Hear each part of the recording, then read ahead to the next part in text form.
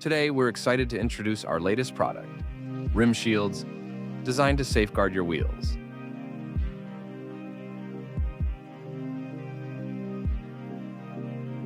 Step number 1. Visually divide the wheel into upper and lower parts. Installation is carried out only in the upper part of the wheel. We begin the assembly of the part by hooking the inner part and only then fix the outer part by pressing with the hand. Step number 2. We start the assembly with the part that attaches the nipple to inflate the wheel. Step number 3.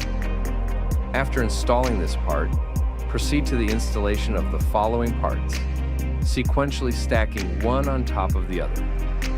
Step 4. After installing all the parts on the top of the wheel, move the car so that the assembled parts move to the bottom of the wheel, and continue with the installation of the next parts. That's it. Fairly quick actions can protect or hide existing scratches on the wheels.